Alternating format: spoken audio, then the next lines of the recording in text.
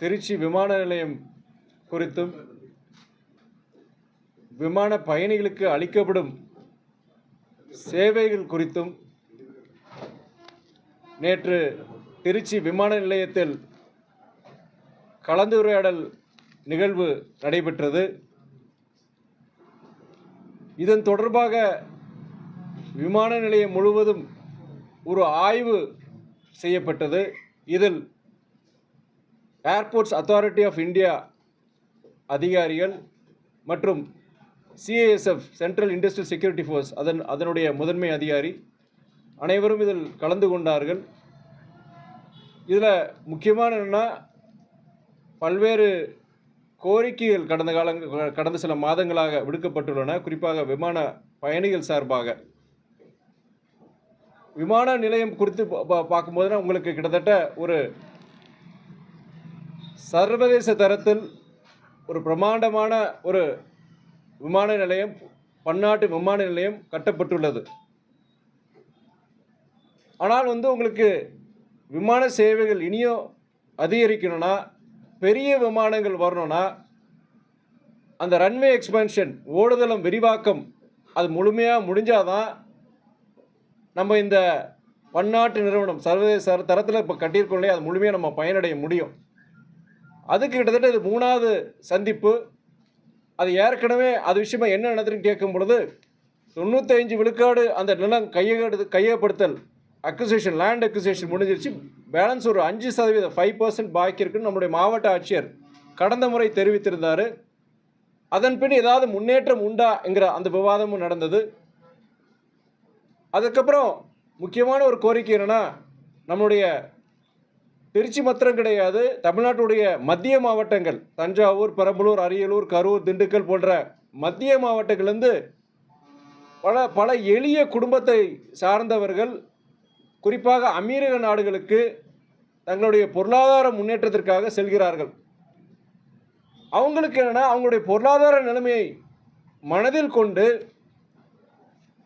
அவங்களுக்கு அந்த பேருந்து வசதி, ஏர்போர்ட் உள்ள வரைக்கும், அந்த அரைவல் டிபார்ச்சர் ஏரியா வரைக்கும் அவங்க போயிட்டு வர்றதுக்கு பேருந்து வசதி செஞ்சு தரணும்னு நம்ம ஒரு கோரிக்கை வச்சுருந்தோம். அது நம்முடைய தமிழக அரசு தமிழ்நாடு போக்குவரத்து துறை மூலமாக 3 பேருந்து சேவைகளை இன்றைக்கி இயக்கியிருக்கிறாங்க. அது பத்தாது, மேற்கொண்டு நமக்கு வேணும்னு சொன்னதுக்காண்டி நிரந்தரமாக ஒரு பேருந்து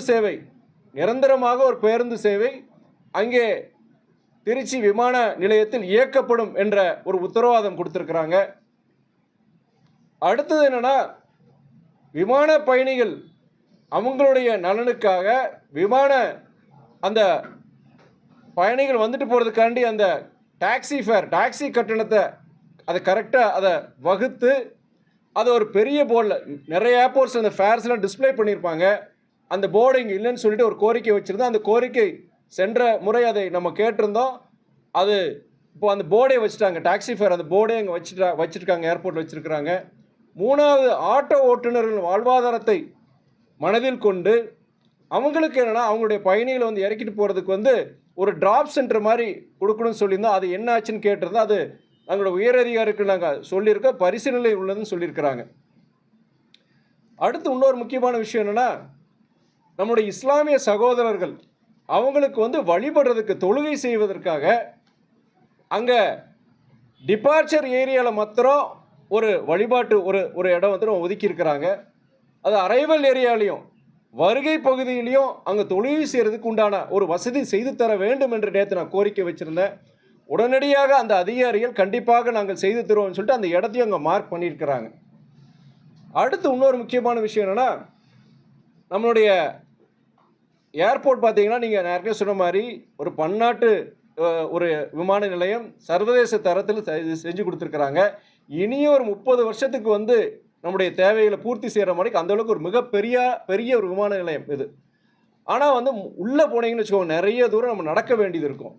அது நம்ம சீனியர் சிட்டிசன்ஸ், நம்முடைய முதியோர்கள், அது இல்லாமல் கர்ப்பிணிகள், மாற்றுத்திறனாளிகளுக்கு கொஞ்சம் சிரமத்தை உருவாக்குறதுக்காண்டி சிரமப்படுவாங்கக்காண்டி அவங்களுக்கு உள்ளே பக்கி சர்வீஸ், ஏர்போர்ட் உள்ளே அங்கே நடந்து போனிலே உள்ள அந்த இடத்துல பக்கி சர்வீஸ், வெஹிக்கிள் மாதிரி நிறைய ஏர்போர்ட்ஸில் பார்க்குறோம் நம்ம.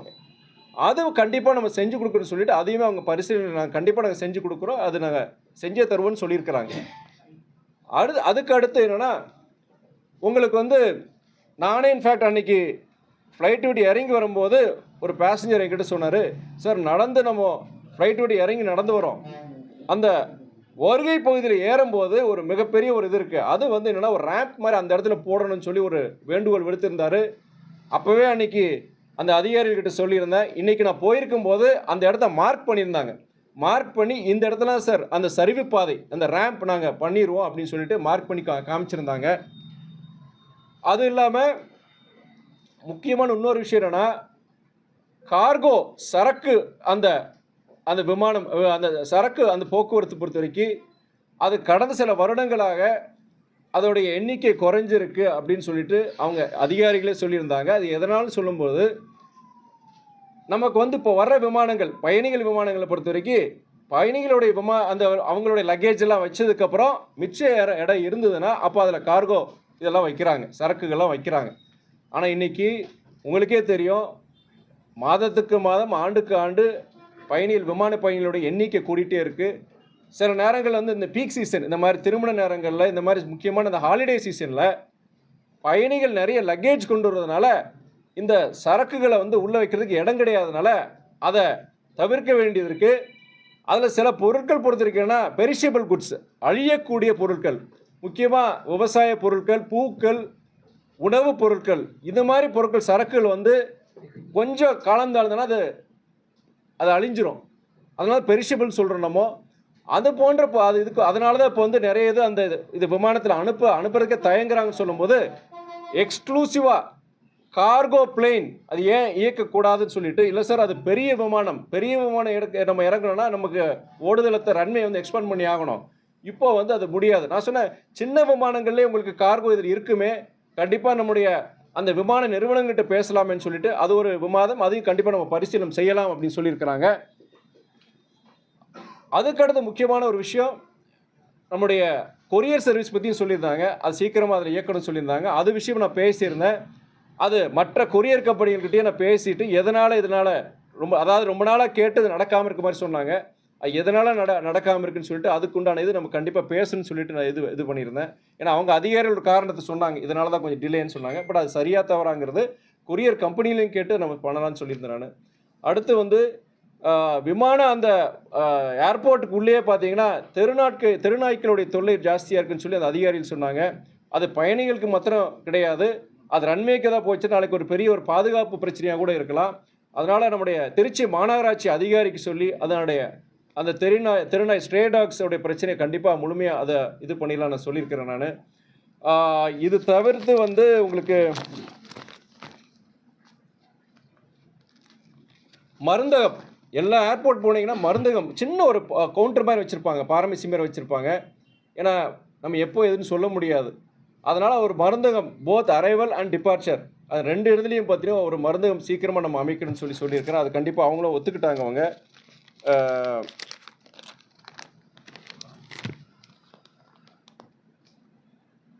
அதே மாதிரி விமான நிலையத்துக்கு வந்து வழி அனுப்புகிறவங்களுக்கு வந்து ஒரே இடத்துல தான் இப்போ டாய்லெட் இருக்குது. அது வந்து 2 இடத்துல போத் அரைவல் டிபார்ச்சர் 2 இடத்துலையும் இருக்கணும்னு சொல்லி போன முறையே சொல்லியிருக்கிறேன். அதில் நாங்கள் ஃபைல் அனுப்பிச்சிட்டோம் சார், பேப்பர் அனுப்பிச்சிட்டோம், அது ப்ராசஸில் இருக்குது, கண்டிப்பாக நாங்கள் பண்ணிடுவோன்னு சொல்லியிருக்கிறாங்க. அதே மாதிரி இமிக்ரேஷன் அண்ட் கஸ்டம்ஸ் ஆஃபீஸர்ஸ் பொறுத்த வரைக்கும் அதுவுமே கம்மியாக இருக்கிறாங்க. ஏன்னா நிறைய கவுண்டர்ஸ், கிட்டத்தட்ட அது 30 இயர்ஸுக்கு உண்டான இது நாங்கள் வசதிகள் ஏற்படுத்தி கவுண்டர்ஸையும் காமிச்சாங்க. கிட்டத்தட்ட 50 கவுண்டர் இருக்குது. ஆனால் அதிகாரிகள் பொறுத்த வரைக்கும் ஒரு குறைவாக இருக்காங்க, 10 12 தான் இருக்கிறாங்க. மேற்கொண்டு ஒரு 7-8 அதிகாரிகள்னாச்சும் இருந்தால் தான் சில நேரங்களில் ஒரே நேரத்தில் 2 பிளேன் வந்துடுது, வெளிநாட்டிலேருந்து 2 பிளேனோட வந்துடுது. அப்படி வரும்பொழுது நெரிசல், பயணிகள் வந்து ரொம்ப நேரம் காக்க வேண்டியது இருக்குது, 3 மணி நேரம் கூட காக்க வேண்டியது இருக்குது. அதனால் கொஞ்சம் எக்ஸ்ட்ரா எங்களுக்கு ஆஃபீஸர்ஸ் கொஞ்சம் இது பண்ணால் நல்லா இருக்குன்னு சொன்னாங்க. அது ஹோம் மினிஸ்ட்ரியில் சொல்லணும், நான் கண்டிப்பாக நான் பரிந்துரை செய்கிறேன்னு நான் சொல்லியிருக்கிறேன் நான். அதுதான் இதுதான் வந்து நேற்று ரொம்ப கிட்டத்தட்ட ஒரு 2 மணி நேரம் ஒரு ஒரு ஒரு நிகழ்வு இது. கண்டிப்பாக எனக்கு ஒரு நல்ல முன்னேற்றம் அதிகாரிகள் தரப்புலையும் பொறுத்த வரைக்கும் இதில் நல்லா அவங்களும் வந்து இது சீக்கிரமாக சில விஷயங்கள்லாம் நல்லா செஞ்சு நல்லபடியாக அந்த விமானத்தை, அதாவது இந்தியாவிலேயே ஒரு சிறந்த விமான நிலையமாக திருச்சி விமான நிலையம் உருவாக்கணுங்கிற அந்த முன்னெடுப்பு எல்லாருக்கிட்டையும் இருக்குது. Will work as a team. நம்ம வந்து ஒரு ஒரு ஒரு டீமாக இருந்து இது கண்டிப்பாக எல்லா இதுவும் நம்ம செஞ்சு கொடுப்போம் நம்ம சொல்லி நான் பேசியிருந்தேன். நான் அதான் இன்றைக்கி உங்களோட ப்ரெஸ் கிட்ட நான் ஷேர் பண்ண நினச்சிட்டு இருந்தேன். நான் கொஸ்டின்ஸ் ஓகே. அதாவது நீங்கள் சொல்கிற பாஷா அக்ரிமெண்ட் வந்து பைலேட்ரல் ஆஸ் சர்வீசஸ் அக்ரிமெண்ட்னு சொல்லுவாங்க ஆங்கிலத்தில். அது நான் சென்ற முறை அது அமைச்சர் விமான போக்குவரத்துறை அமைச்சர் அவர்கிட்டயே நான் கோரிக்கையை வச்சுருந்தேன். நீங்கள் பாயிண்ட் ஆஃப் கால் பொறுத்த வரைக்கும் நீங்கள் வந்து நீங்கள் உதாரணத்துக்கு அமீரக நாடுகளுக்கு வந்து அந்த நாட்டை சார்ந்த விமான போக்குவரத்து அந்த கம்பெனிகளுக்கு வந்து நீங்கள் நிறுவனங்களுக்கு வந்து ஏன் அந்த வாய்ப்பு கொடுக்கல அப்படின்னு சொல்லும்போது, இல்லை நம்மளுடைய இந்த மாதிரி டயர் 2 சிட்டிஸில் திருச்சி போன்ற நகரில் அங்கே இருக்கிற ஏர்போர்ட்டில் பொறுத்த வரைக்கும் இந்திய விமான நிறுவனங்களுக்கு நாங்கள் முன்னுரிமை கொடுக்குறோம். அதை நம்ம செயல்படுத்தலன்னு சொன்னார். ஏன் நம்ம கண்டிப்பாக நம்ம செயல்படுத்தணும். இல்லைனா வந்து என்னென்னா இதனுடைய பாதிப்பு யாருக்கு வருதுன்னா பயணிகளுக்கு தான் பாதிப்பு. உதாரணம் பார்த்தீங்கன்னா சில சமயம் நீங்கள் வெளிநாடுகளுக்கு போகிற சில ஃபேரெல்லாம் பார்த்தீங்கன்னா அமீரக நாடுகளுக்கு அதை பீக் சீசனில் அந்த விடுமுறை நாட்கள்லாம் பார்க்கும்போது கிட்டத்தட்ட 4 மடங்கு 5 மடங்கு கூடியிருது. அப்படி இருக்கும்போது ஒரு காம்படிஷன் இருந்தால் தான் உங்களுக்கு. இல்லைன்னா இப்போ எல்லாமே இன்றைக்கி பெங்களூரு சென்னை போன்ற அங்கே போய் ஃப்ளைட் ஏறுறாங்க. டிக்கெட்டு கிடைக்கிறது கிடையாது. ப்ளஸ் ஃபேரும் ஜாஸ்தியாக இருக்குது. 3 மடங்கு 4 மடங்கு ஆயிடுது. இவங்கெல்லாம் பார்த்தீங்கன்னா அங்கே சாதாரண வேலைக்கு தான் போகிறாங்க. எல்லாமே ப்ளூ கலர் ஜாப்ஸ் தாங்க. வறுமை நிலையை போக்குறதுக்காண்டி போகிறாங்க. ஆனால் இந்த விடுமுறை நாட்களில் தான் அவங்க திரும்ப குடும்பத்தை பார்க்குங்க வர முடியும். இந்த நேரத்தில் இவ்வளோ தூரம் ஜாஸ்தியாக வச்சுருந்தோம். அதே நேரம் சில நேரத்தில் இறப்பு நடக்கும்போது டிக்கெட்டில் 50,000 70,000 1 லட்சம்னு வைக்கும்போது அவங்களால வர முடியாது. அதனால் நீங்கள் ஒரு காம்படிஷன் ஒரு போட்டி இருந்தால் தான் அதுக்கு நீங்கள் பன்னாட்டு நிறுவனங்களில் நீங்கள் அனுமதித்தால் தான் நீங்கள் கண்டிப்பாக செய்யணும். அதை நான் மறுபரிசீலனை செய்யணும்னு சொல்லியிருக்கேன். கண்டிப்பாக நான் ஒரு எம்பியை பொறுத்தவரை கண்டிப்பாக இதை நான் பின்தொடர்வேன். நான் எந்த நிறுவனம் ரன்வே எக்ஸ்பென்ஷனை சொன்ன மாதிரி கிட்டத்தட்ட நான் ஒரு 2 வாரத்துக்கு முன்னாடி நம்ம மாவட்ட ஆட்சியர் நாங்கள் ஏர்போர்ட் அத்தாரிட்டி ஆஃப் இந்தியா அதிகாரிகள்லாம் பேசும்போது அவங்க 95% முடிஞ்சிருச்சு, 95% முடிஞ்சிருச்சு. பேலன்ஸ் வந்து ஒரு 5% இருக்குது. அதுக்கு உண்டான பணிகள் நாங்கள் ஈடுபட்டிருக்கோம் நாங்கள் அப்படின்னு அவங்க சொல்லியிருந்தாங்க. இல்லை இது இல்லை நான் சொல்கிறது இந்த சந்திப்பு சமீபத்தில் நடந்த சந்திப்பு இதை பற்றி நான் சொல்கிறேன். நான் இல்லை அது நீங்கள் அவங்க பொய் சொல்கிறாங்க நீங்கள் சொல்கிறீங்க. பட் என்னென்னா உங்களுடைய அக்கறை புரியுது. ஏன்னா இது காலம் தாழ்த்தக்கூடாதுங்கிற அது அக்கறையில் நீங்கள் சொல்கிறீங்க. அதை மனதில் எடுத்துக்கொண்டு அதனால தான் இந்த கிட்டத்தட்ட 2 மாதத்தில் 3 மீட்டிங் வச்சுருக்கிறேன். நான் எவ்வளோ இதில் துரிதப்படுத்துகிறோமோ இதுலேயுமே டெட்லைன்ஸ் போட்டு அடுத்து என்ன நடக்குது. போன நேரம் மீட்டிங் நடந்தது, அதுக்கப்புறம் என்ன நடந்ததுங்கிற கூட விவாதம் கூட நேற்று நடந்தது. எல்லாமே நாங்கள் ஷேர் பண்ண முடியாது. ஏன்னா ஒருத்தர் குறை சொல்கிறத விட இருக்கிற அதிகாரிகள் எல்லாம் நம்ம ஒரு டீம் எஃபர்ட். அதனால தான் டீம் எஃபர்ட் சொன்னேன். முதலையே நம்ம குறைகளை சொல்ல ஆரம்பிச்சு வச்சுக்கோங்க, ஒரு இது வந்து கசப்பு வந்துடும். நமக்கு காரிய கிறுக்கனாக இருக்கணும்னு நான் பார்க்குறேன். நான் இருந்து வேலையை முடிக்கணும்னு நான் பார்க்குறேன். நான் அதனால் பாசிட்டிவாக எடுத்துக்கிட்டு நான் முடிக்கணும். எல்லாமே உங்களோட கவலை புரியுது. சரி சரி சரி அதே அந்த காரிய கிறுக்கன்னு சொல்லிட்டு அதிலே அவங்க புரிஞ்சுக்க வைங்க. நீங்கள் அந்த 5% வந்து என்னென்னா அங்கேயே உள்ள சில சின்ன குடியிருப்புகள் இருக்குது சில பகுதிகளில். அந்த குடியிருப்புகளுக்கு வந்து இப்போது அங்கே சில நீர்நிலைகள் இருக்குது. அதை தாண்டி போனால் சில பாதைகள் வச்சுருக்கிறாங்க. இப்போ அந்த பாதைகளை மூட வேண்டிய சூழ்நிலை. அந்த பாதையை மூடனா அவங்க கிட்டத்தட்ட ஒரு 3 கிலோமீட்டர் வரைக்கும் அந்த கிராமங்களுக்கு வந்து சுற்றி வரணும். அது வந்து என்னென்னா ஃபஸ்ட்டாக அவங்க வந்து அதை பரிசீலனை செஞ்சு அதோடைய மேப்பெல்லாம் போனோட அந்த மேப்பெலாம் காமிச்சாங்க. இந்த பகுதிகளை பொறுத்த வரைக்கும் பாதிக்கப்படுது. அப்போ மாற்றுப்பாதை நம்ம எப்படி கொண்டு போகிறது, அதுக்கு உண்டான ஆய்வுகள் அது எல்லாமே அந்த சர்வே நம்பர்ஸ் எல்லாம் எடுத்து பண்ணுறோம். அதனால தான் அது டிலேன்னு சொன்னாங்க. மற்றபடி வந்து ப்ளஸ் அந்த நோட்டிஃபிகேஷன் கொடுக்கணும் இல்லையா, அது விளம்பரம் கொடுக்கணும். ப்ளஸ் அவங்களும் அதுக்கு மறுப்பு சொல்லுவாங்க அவங்க. ஸோ இதெல்லாம் வந்து அமிக்கபிளாக செட்டில் பண்ணணும் செய்கிறதுக்காண்டி. பட் எவ்வளோ சீக்கிரமாக கொண்டு போகணுங்கிறது அந்த இது இருக்குது, அவசரம் இருக்குது. அது குறிப்பாக சமீபத்தில் இருக்கிற அந்த மாவட்ட ஆட்சியர் பொறுத்த வரைக்கும் மிஸ்டர் பிரதீப் குமார் பொறுத்த வரைக்கும் ஒரு சிறந்த ஒரு அதிகாரியாக இருக்கிறாரு, நல்லா செயல்படுறாரு. நான் இதுவரைக்கும் இந்த மாதிரி கோரிக்கை மக்கள் சார்ந்த கோரிக்கை எது போனாலுமே கொடுத்தாலுமே துரிதமாக நடவடிக்கை இருக்கிற ஒரு நல்ல ஒரு அதிகாரியாக இருக்கிறார். அதாவது எனக்கு புள்ளி விவரங்கள் பொறுத்து பார்க்கணும். இனி ஒரு பேலன்ஸ் பொறுத்த வரைக்கும் ஒரு 5 ஏக்கர் சம்பந்தமாக தான் எனக்கு எடுக்கப்படுது. பேலன்ஸ் எல்லாம் எடுத்துட்டாங்க. டிஃபென்ஸ் லேண்ட் வந்து கிட்டத்தட்ட 155 ஏக்கர். அது அவங்க ஏற்கனவே அப்ரூவல் கொடுத்துட்டாங்க, ஃபார்மலாக வந்து அப்ரூவல் கொடுத்துட்டாங்க. பட் அதுக்கு உண்டான சில டாக்குமெண்டேஷன் பொறுத்த வரைக்கும் அது ஒன்றும் பிரச்சனை இல்லை. இன்னும் ஃபார்மலாக கொடுத்த லெட்டர் இருக்குது, அவங்க காமிச்சாங்க. அந்த டிஃபென்ஸ் லேண்டை பொறுத்த வரைக்கும் காமிச்சாங்க. நம்ம தரப்புலேருந்து தமிழக அரசுலேருந்து நீங்கள் கையகப்படுத்த வேண்டிய நிலத்தில் வந்து கிட்டத்தட்ட 96 97 95ங்கிறே தவறு, 96 97 வச்சுக்கலாம். சில இடங்களில் சொல்ல மாதிரி அந்த கிராமங்கள் பயன்படுத்துகிற வழிப்பாதையாக இருக்குது. அது வந்து நீங்கள் அதை நம்ம க்ளோஸ் பண்ணி அவங்க சுற்றி வர வேண்டிய ஒரு சூழ்நிலை. ஏற்கனவே பார்த்தீங்கன்னா சில என்க்ரோச்மெண்ட்ஸ் இருக்குது, சில இஷ்யூஸ் இருக்குது. அதை நான் கொண்டு வர வேண்டாம்னு நினைக்கிறேன். நான் அந்த பகுதிகளுக்கு அந்த ரன்வேயை பாதிக்காதுன்னா அந்த ஏரியா அந்த பகுதியில் ஏன் நம்ம இதுக்குள்ளே கொண்டு வரணும், அந்த மக்களுக்கு ஒரு தீர்வை கொடுத்துடலாமேங்கிற அந்த விவாதமும் நடந்தது.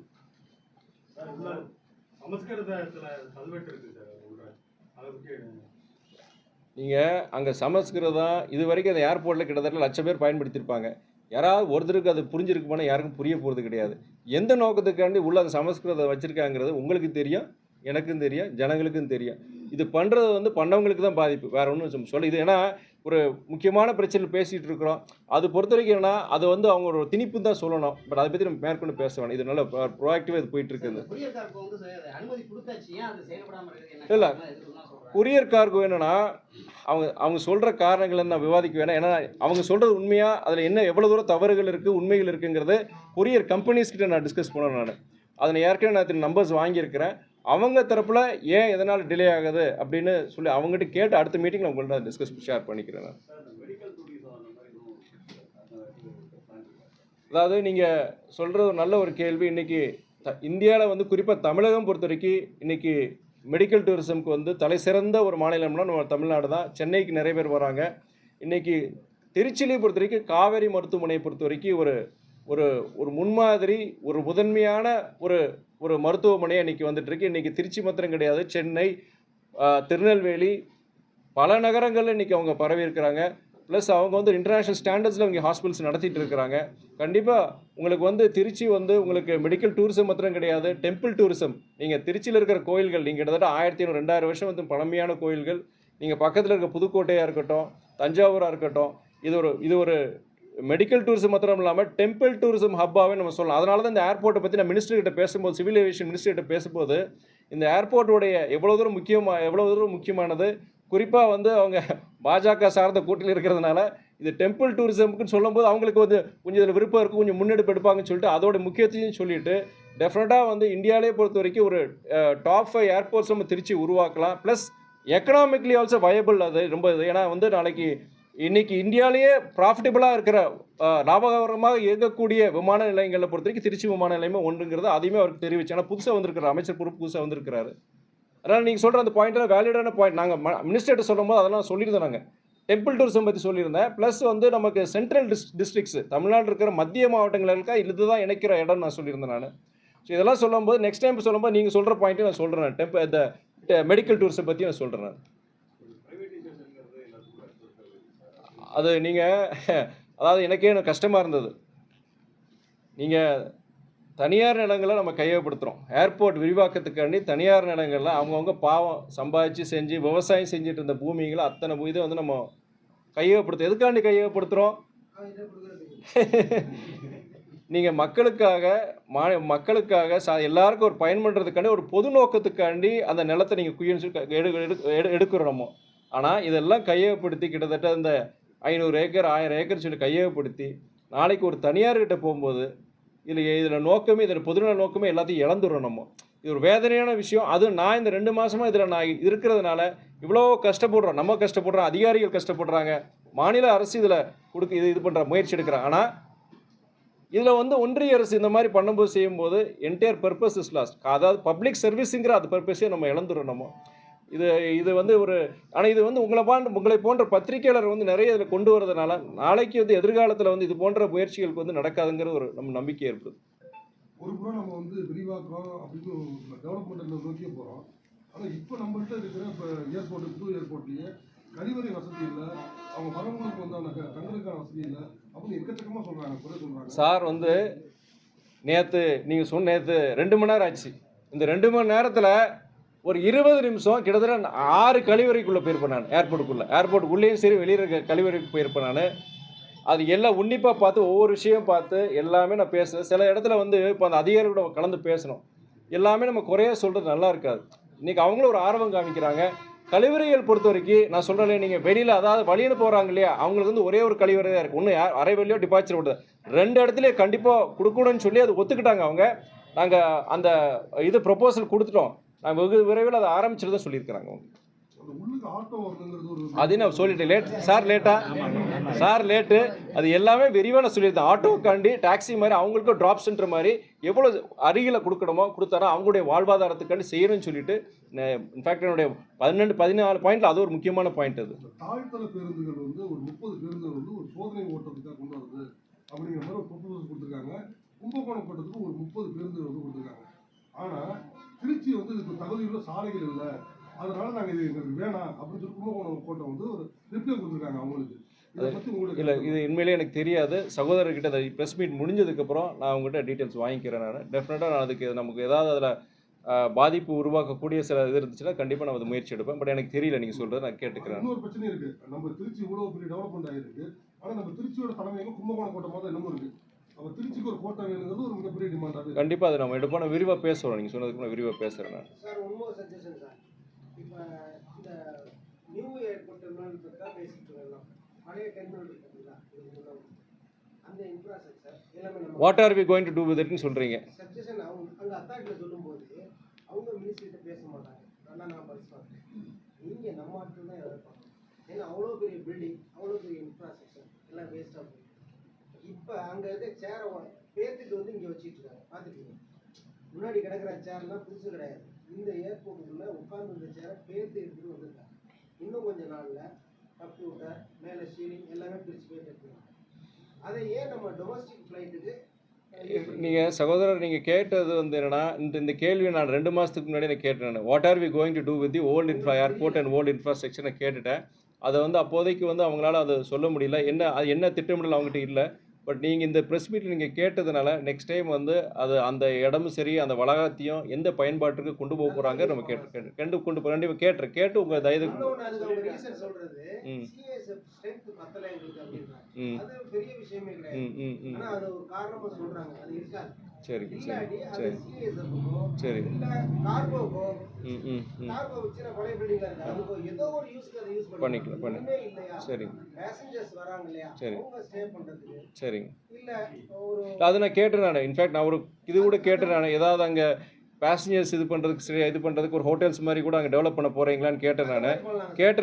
நான் அவங்களுக்கு இன்ஃபேக்ட் அதுக்குண்டான எதுவுமே தெரியல அவங்களுக்கு. கண்டிப்பாக அடுத்த மீட்டிங்குள்ளே டெஃபினட்டாக நான் கேட்டு நான் தெரிஞ்சுக்கிறேன். நான் இன்னும் ஒரு 2 செஷன் இருக்கு, நான் ஃபோன் சொல்றேன் சார்.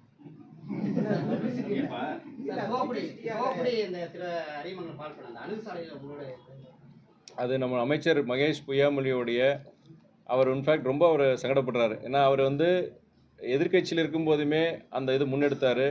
இப்போ ஆளுங்கட்சி வந்ததுக்கப்புறம் நம்மளால் அதை செயல்படுத்த முடியலைங்கிற அந்த வருத்தம் கவலை நிறைய இருக்குது. நானுமே என்னென்னா அது என்னென்னா அது வந்து ஃபண்டிங் இஷ்யூ ஒன்று இருக்குது. ப்ளஸ் வந்து என்னென்னா அவங்க அது ஒன்றிய அரசு ஹைவேஸ் டிபார்ட்மெண்ட் நேஷனல் ஹைவேஸ் கிட்டே நம்ம பேச வேண்டியது இருக்குது. கொஞ்சம் பேசி தீர்க்க வேண்டிய விஷயம் இருக்குது. கண்டிப்பாக நானும் அவரை கூட நான் பேசியிருக்கேன். கண்டிப்பாக இதை நம்ம அட்லீஸ்ட் இந்த அடுத்த சட்டமன்ற தேர்தலுக்கு முன்னாடி அட்லீஸ்ட் ஒன்று அடிக்கல் நாட்டினாச்சும் பண்ணணும். விபத்து நடந்துட்டுருக்கு. அது அந்த கவலை எனக்கு இருக்குது. கண்டிப்பாக அதுக்குண்டான முன்னெடுப்பு நான் கண்டிப்பாக எடுப்பேன் நான் அவரோட சேர்ந்து.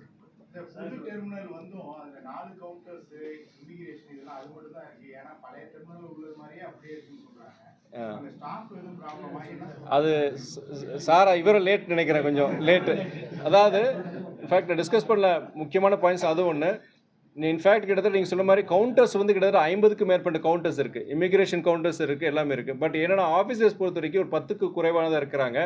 அது நீங்கள் பீகாரில் அது என்னது ஒரே நேரத்தில் 2 ஃப்ளைட்டு வந்துருச்சுன்னா உங்களுக்கு வந்து நெரிசல் ஏற்படுது. பயணிகள் பொறுத்த வரைக்கும் கிட்டத்தட்ட 3.5 மணி நேரம் வரைக்கும் வெயிட் பண்ண வேண்டியதுன்னு சொன்னாங்க. எக்ஸ்ட்ரா ஒரு குறைஞ்சபட்சம் ஒரு 7-8 ஆஃபீஸர்ஸ்னாச்சும் அடிஷ்னலாக டெப்யூட் பண்ணணும்னு சொல்லியிருக்கிறாங்க. அது வந்து நம்மளுடைய கன்சர்ன் மினிஸ்ட்ரி கிட்ட நான் கண்டிப்பாக ரெப்ரசென்ட் பண்ணுறேன்னு தான் சொல்லியிருக்கிறேன். நான் அது நேற்று இன்ஃபேக்ட் அது பேசின்னு வந்தது. இன்ஃபேக்ட்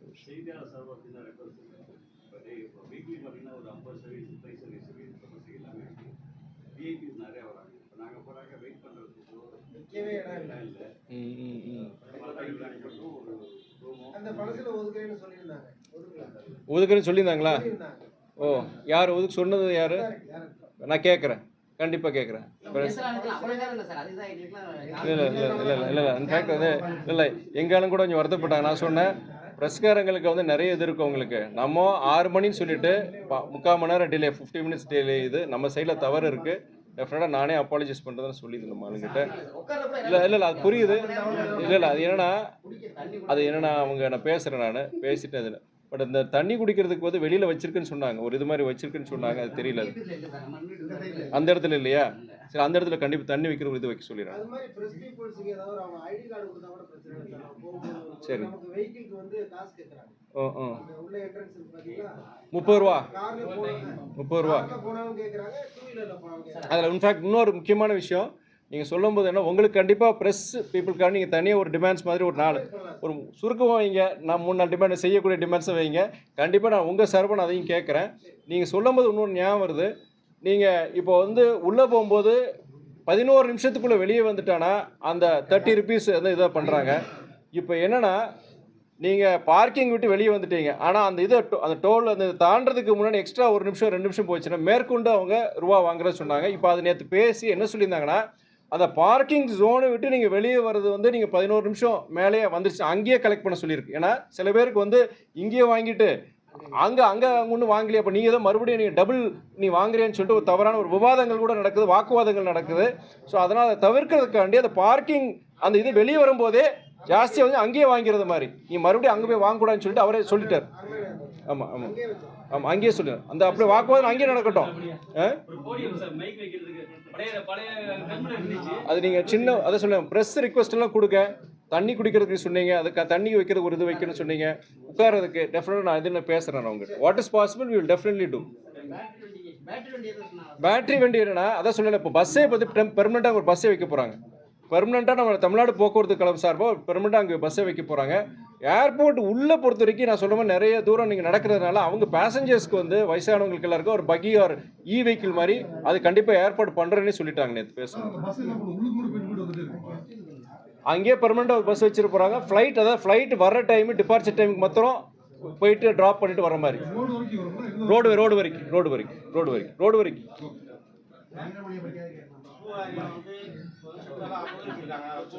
யாருங்க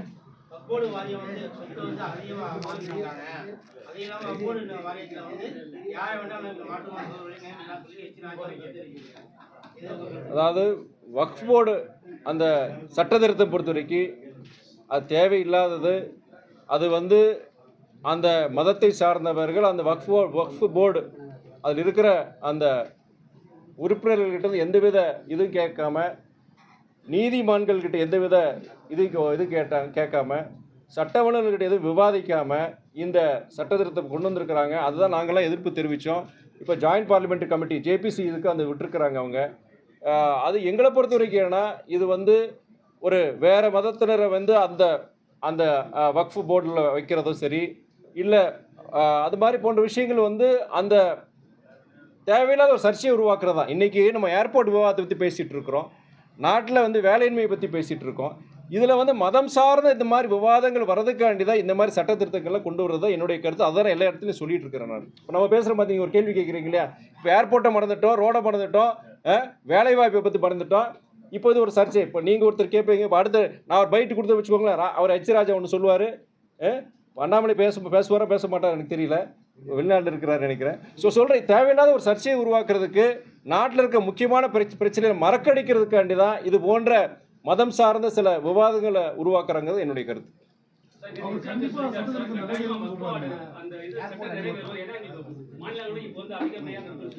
அவர் இன்னைக்கு அடுத்து பாஜக தமிழ்நாட்டு தலைவராக ஆடுறதுக்கு உண்டான முயற்சிகள் எல்லா முயற்சியிலும் கடுமையாக அண்ணா எடுத்துட்டு இருக்கிறாரு. என்னுடைய வாழ்த்துக்கள்.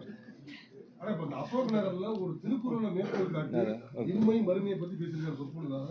அது தவறுன்னு சொல்லி அவங்க மறுமையை பண்ணியிருக்காங்க. இதை பத்தி உங்களுக்கு கருத்து? அதாவது தானே இறைவனின் அவதாரம் சொல்லிட்டு மகாவிஷ்ணுன்னு ஒரு பேர் அவர் மாற்றிருக்கிறார். அவர் மகாவிஷ்ணு கிடையாது, அவர் மகா பொய்யர் தான் சொல்லணும் அந்த பையனுக்கு. அதுவும் இல்லாமல் என்ன சொல்கிறாருன்னா, ஒரு பள்ளியில் வந்து படிக்கிற பசங்கிட்ட வந்து மந்திரத்தை ஓதுனா நீங்கள் நெருப்பு மனை வரும், மந்திரத்தை ஓதுனா குணமில்லாதவர்கள் நோயாளிகள் குணமடைவாங்க, மந்திரத்தை ஓதுனா இங்கேருந்து அங்கே பறக்கலான்னு சொல்கிறார். இந்த மாதிரி ஒரு நபர்கள் சித்தாந்தங்கள் இருக்கிற நபர்கள் பொறுத்த வரைக்கும் மாணவர்கள்கிட்ட போய் அறிமுகப்படுத்துறது மிக தவறான விஷயம். இன்னொன்று ஒன்று என்னென்னா, ஆன்மீகம் சொல்கிறது தவறுங்கிறது. இதை நீங்கள் நிறைய இடத்துல நீங்கள் பிரசிக்கிட்டே நான் சொல்கிறேன். நான் அவர் சொன்னது, அவர் ஆற்றியது ஆன்மீக சொற்பொழிவு அல்ல. அது சனாதன சொற்பொழிவு தான் சொல்லுவேன் நான். ஏன்னா அவங்க திசை திருப்புறதுக்கு ஆன்மீகங்கிறது நல்லது நான் சொல்லுவேன் நான். சனாதனம் வேறு, ஆன்மீகம் வேறு. இந்து மதம் வேறு, இந்து மதத்தை பயன்படுத்தி அதை பொழப்பா வச்சிருக்கவங்க வேறு. இவர் வந்து உண்மையான இந்து கிடையாது. இந்து மதத்தை வைத்து வியாபாரம் செய்யும் ஒரு அர்ப்பன் தான் சொல்லுவேன் நான். அதாவது அந்த உண்மையான குற்றவாளிகள், இப்போ நான் அந்த தலைமை ஆசிரியர்கள் மீது எடுத்த நடவடிக்கை சரியா தவறாங்கிறது நான் சொல்லக்கூடிய நிலைமையில் இல்லை. ஆனால் இந்த இந்த பொய்யரை, இந்த சனாதனம் பரப்பும் இந்த நபரை அழைத்து வந்தது யார், யார் அதுக்கு பின்னணியில் இருக்கிறாங்க, அவங்க மேலே கண்டிப்பாக நடவடிக்கை எடுக்கணும். இதெல்லாம் நுணையில கிள்ளி எறியணுங்கிறது தான் என்னுடைய கருத்து. அமைச்சர் பள்ளிக்கல்வித்துறை அமைச்சர் மகேஷ் பொய்யாமொழி அவர்கள் நேற்றை கூட ப்ரெஸ்ஸில் கேட்கும்போது அதை சொன்னேன் நான். கண்டிப்பாக அவருக்கு கவனத்துக்கு இது போகும்போது கண்டிப்பாக அது நடவடிக்கை எடுப்பாங்க. அது சொன்ன மாதிரி அவர் வந்து விசாரணையை கண்டிப்பாக ஒரு என்கொயரியை இப்போ போட்டிருக்கிறாங்க. இப்போதைக்கு வந்து அந்த ஆசிரியர்கள் நடவடிக்கை தற்காலிக ஒரு நடவடிக்கை எடுத்திருக்கிறாங்க. கண்டிப்பாக அது வந்து இது தமிழக அரசுக்கோ சரி, அந்த அமைச்சர் நம்முடைய பள்ளிக்கல்வித்துறை அமைச்சர் பொறுத்த வரைக்கும் இவங்க வந்து இப்போ என்ன நிறைய பேர் என்ன சொல்கிறாங்களா, அரசாங்கத்தையும் அந்த அமைச்சரையும் குறை சொல்கிறாங்க. நான் பல இடங்களில் சொல்லியிருக்கிறேன். நான் இதுவரைக்கும் இருந்த பள்ளிக்கல்வித்துறை அமைச்சர்லேயே சிறந்த பள்ளிக்கல்வித்துறை அமைச்சராக நம்முடைய அமைச்சர் தான் சொல்லுவேன். நான் முகஸ்துதிக்காண்டி சொல்லுவேன். நான் அஸ் அன் யங்ஸ்டர், அவர் படித்த இளைஞர், நிறைய விஷயங்கள் நல்ல விஷயம் கொண்டு வந்திருக்கிறாரு. இன்றைக்கி கவர்மெண்ட் ஸ்கூல்ஸோட அட்டண்டன்ஸ் கூடியிருக்கு. இன்றைக்கி வந்து இன்னொன்று என்னென்ன சொல்லணும்னா, கிட்டத்தட்ட 22,000க்கு மேற்பட்ட ஸ்மார்ட் கிளாஸ் ரூம்ஸ் அறிமுகப்படுத்தியிருக்கிறாங்க தமிழ்நாட்டில். நிறைய இன்வெஸ்ட்மெண்ட்ஸை உள்ளே கொண்டு வந்திருக்கிறார். அதாவது தமிழ்நாட்டுக்கு ஒரு நிதி நெருக்கடி, ஆனால் அவர் ஒரு பவர்ஃபுல் மினிஸ்டருங்கிறனால அவருடைய தொடர்புகள் வச்சுக்கிட்டு பள்ளிக்கல்வித்துறைக்கு நிறைய முதலீடுகள் கொண்டு வந்திருக்கிறாரு. சிறந்த ஒரு முறையில் செயல்பட்டு இருக்கிறாரு. அவர் இன்னைக்கு நேற்றுமே சரி உங்களை மாதிரி ப்ரெஸ் ரிப்போர்ட்டை சந்திக்கும் பொழுது அதுக்குண்டான விளக்கத்தையும் கொடுத்துருக்கிறார். இதுக்கு காரணமானவர்கள் யார், யாரோ ஒருத்தர் தவறு செய்யும்போது இவரை நம்ம தண்டிக்கிறதோ இவரை பற்றி குறை சொல்ல தவறான ஒரு விஷயம் என்னுடைய அபிப்பிராயம்.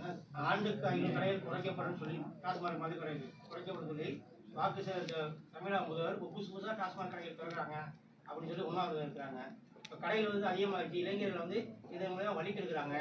அது மாதிரி இல்லை, மதுவிலக்கு பொறுத்த வரைக்கும் எங்களுடைய கொள்கை மறுமலர்ச்சி திராவிட முன்னேற்ற கழகத்தின் கொள்கையை பொறுத்த வரைக்கும் பூரண மதுவிலக்கு தான். அதே எங்களுடைய இலக்கு.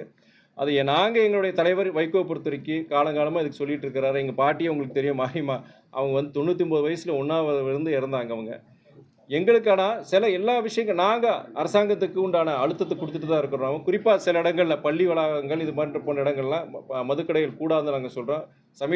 சமீபத்தில் அந்த கள்ளக்குறிச்சியில் அந்த கள்ளச்சாராய மரணங்கள் வரும்போது கூட நடக்கும்போது கூட நான் சொன்னது வந்து இது போன்ற சம்பவங்கள் ஈடுபடுறவங்க வந்து குறைஞ்சபட்சம் ஆயுள் தண்டனை நிறைவேற்றுன்னு சொல்லி அது சட்டமன்றத்திலுமே நம்முடைய முதலமைச்சர் இந்த மாதிரி கள்ளச்சாராய இது போன்ற குற்றங்கள் ஈடுபடுறவங்க அவங்க ஆயுள் தண்டனைங்கிறது இது சொல்லியிருக்கிறாரு. அது சட்டத்தை கொண்டு வந்திருக்கிறாங்க. மதுக்கடைகளை வந்து படிப்படியாக மூடணும் இந்த அரசு. அடுத்த ஒரு காலகட்டத்தில் மது இல்லாத தமிழ்நாட்டை உருவாக்குங்கிறத எங்களுடைய கோரிக்கை. நல்லது நடக்குங்க, எதிர்பார்ப்போம். 2026 தேர்தலில் இந்த கூட்டணி தொடராது யாரு இல்லை, அவர் மறுப்பு அண்ணா நேரு பொறுத்து மறுப்பே தெரிவிச்சிருக்கிறாரு.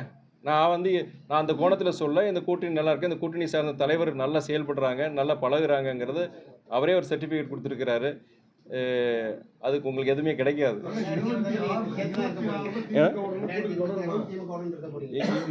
இன்னைக்கு நாள் பொறுத்த வரைக்கும் நாங்கள் நல்ல ஒரு புரிந்துணர்வு கிட்டத்தட்ட 7 வருஷம் அந்த கூட்டணியில் இருக்கோம். மதிமுக பொறுத்த வரைக்கும் திமுக தலைமையில் அந்த கூட்டணியில் கிட்டத்தட்ட 7 வருஷம் நல்லபடியாக போயிட்டு இருக்கு.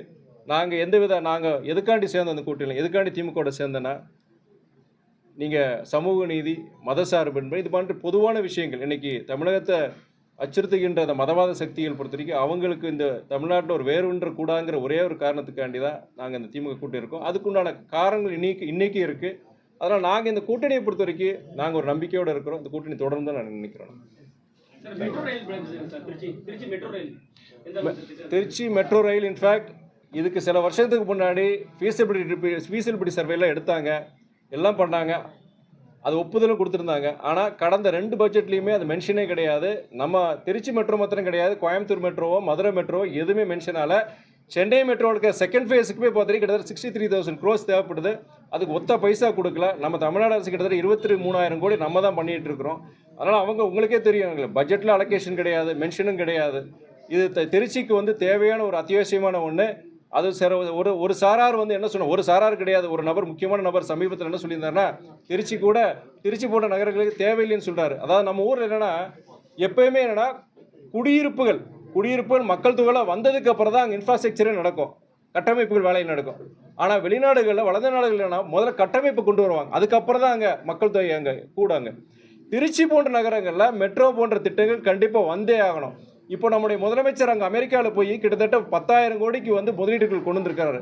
முக்கியமாக எல்லாமே மெட்ராஸ் பக்கத்தில் தான் போகுது, சிலது கோவைக்கு போயிருக்கு, சிலது மதுரைக்கு போயிருக்கு. திருச்சியிலையுமே இந்த மாதிரி டெக்னாலஜி பேஸ்ட் இண்டஸ்ட்ரீஸ் வரணும் அப்படின்னு சொன்னீங்கன்னா இங்கே இன்ஃப்ராஸ்ட்ரக்சர் அவன் வந்து பார்ப்பான், இங்கே என்ன இன்ஃப்ராஸ்ட்ரக்சர் எல்லாம் பார்ப்பான்ல, அப்படி இருந்தால் தான் அவன் இங்கே இன்வெஸ்ட் பண்ணுவான். இல்லாட்டா கோயம்புத்தூருக்கு போயிடுவான், இல்லை மெட்ராஸ்க்கு பெங்களூருக்கு போயிடுவான். எதுக்கு இங்கே வர்றாங்க? முக்கியமாக இந்த மாதிரி மெட்ரோ போன்ற இந்த மாதிரி வசதி, நவீன இந்த மாதிரி போக்குவரத்து வசதியில் கண்டிப்பாக நமக்கு ஃப்ளைட் ஏர்போர்ட் மாத்திரம் கிடையாது, சிட்டிக்குள்ளே இருக்கிற இன்ஃப்ராஸ்ட்ரக்சர் அது கண்டிப்பாக வரணும். குறிப்பாக மெட்ரோ கண்டிப்பாக அவசியம். சார், நீங்க சொன்ன அந்த குறிப்பிட்ட நபர் எந்த அடிப்படையில் அந்த கருத்தை சொல்லியிருப்பாரு நீங்க நினைக்கிறீங்க? அவர் பார்த்தீங்கன்னா அவர் ரொம்ப படிப்பாருங்க, ஏதோ ஒரு படித்து எங்கேருந்து எடுத்திருக்காருன்னு தெரியல. அவர் நேரில் சந்திக்கும் நான் கேட்டுக்கிறேன் நான்.